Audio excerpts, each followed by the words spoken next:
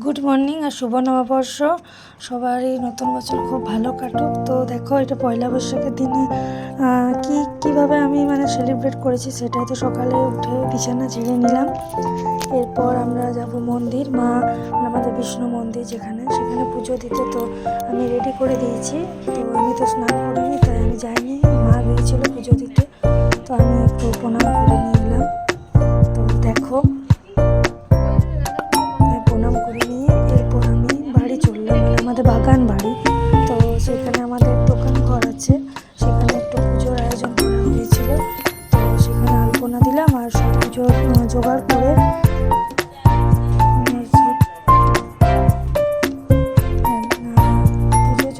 তারপর আমি বাড়ি ফিরলাম। এরপরে মেয়ে তো ড্রয়িং ক্লাস থেকে ফিরলো। তো তারপর মেয়েকে স্নান করে আমি স্নান করে আবার বাড়ি দিকে এলাম। সেখানে ততক্ষণে পুজো বসে গিয়েছিল। তো তারপরে পুজো হলো। তো আমি মেয়েকে নিয়ে গিয়েছিলাম সেখানে। তো প্রণাম করে আমি বাড়ি ফিরে এলাম, কেননা মেয়ে তো ড্রয়িং ক্লাস গিয়েছিল, তো কিছু খেয়ে যায়নি, তো ওকে খাওয়াচ্ছিল। তো আমি নিয়ে বাড়ি ফিরে এলাম। এটা কেমন? তারপরে আমার শাশুড়িমা গিয়েছিল। তো দেখো,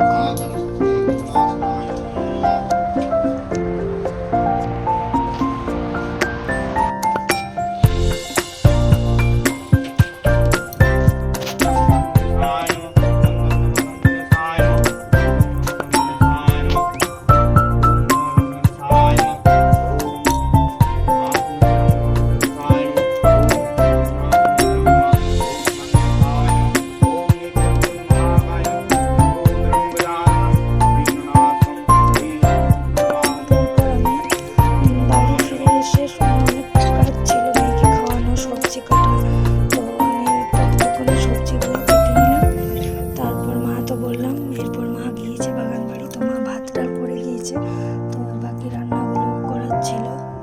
তো তারপর আমি রান্না চাপিয়ে নিলাম।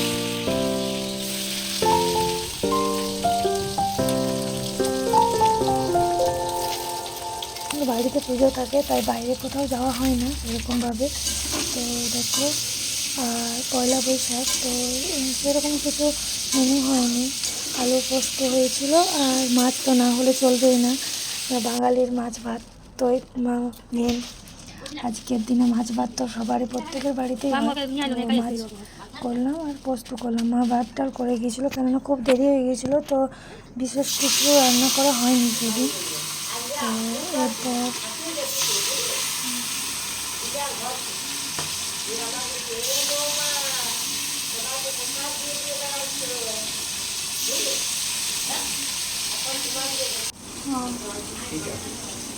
এরপর সন্ধ্যের দিকে আমরা একটু বাজার দিকে গিয়েছিলাম সেখান থেকে এসে বিরিয়ানি আনতে গিয়েছিলাম। তো সেখানে একটু খাওয়া দাওয়া করলাম, ব্যাস। ঠিক আছে, তো আজকের ব্লগটা এই অবধিই থাক।